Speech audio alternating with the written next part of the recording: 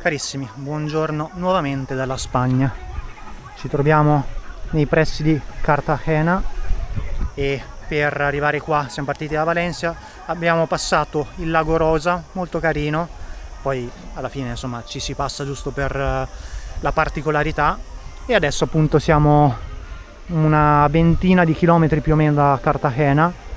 Abbiamo fatto un bel bagno. Mentre me la godo in acqua, capitemi, era praticamente un anno che non facevo il bagno, vi racconto una storia interessante su questi posti.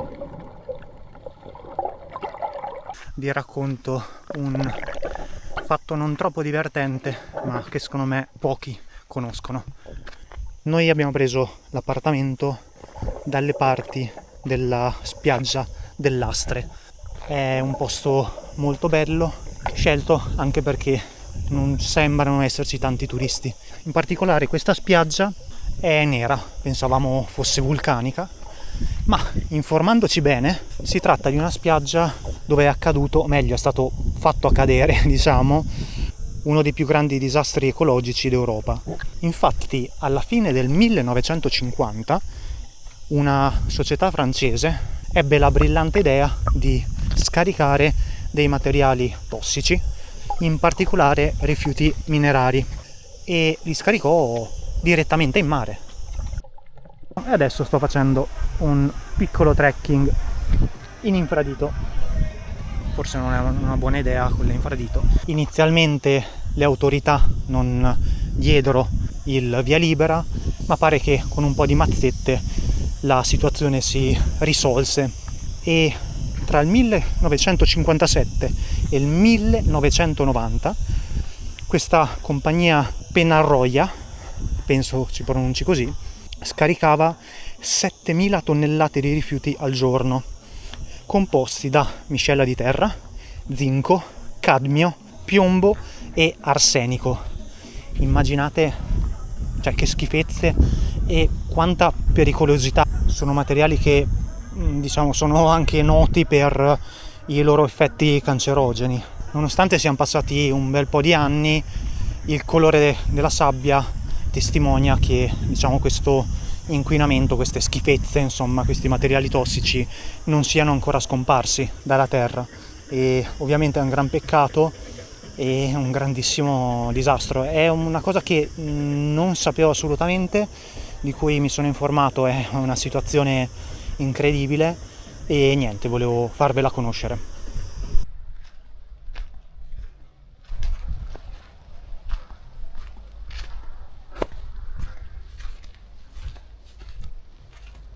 Ah, cazzo.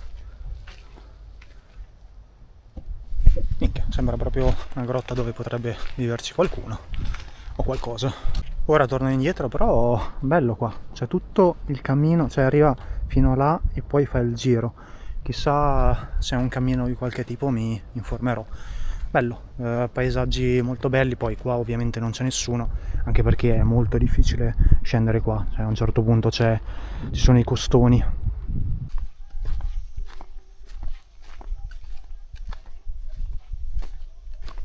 Questa è effettivamente la parte contaminata e c'è una spiaggia non chiusa e poi c'è questa parte dove c'è una specie di lago interno che appunto è recintato. I detriti hanno coperto oltre l'80% della baia e sotterrato il porto storico. Nel 2006 era stato firmato un accordo per rimuovere i rifiuti tossici, ma, sorpresa sorpresa, i lavori sono stati interrotti e si è quindi deciso di ricoprire questi detriti tossici.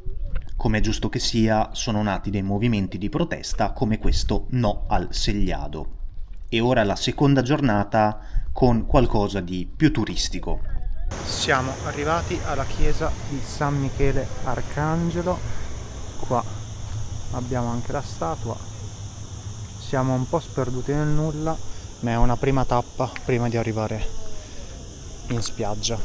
Ci troviamo a 6 km da Altea, città molto carina che purtroppo non riusciamo a visitare, e questa è la prima chiesa ortodossa in tutta la penisola iberica.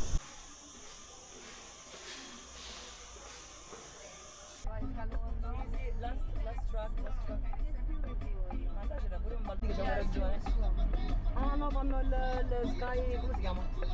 Questa è Cala Portixol, acqua sempre bella e non moltissima gente, anche se devo dire che mi aspettavo l'acqua un attimo più limpida.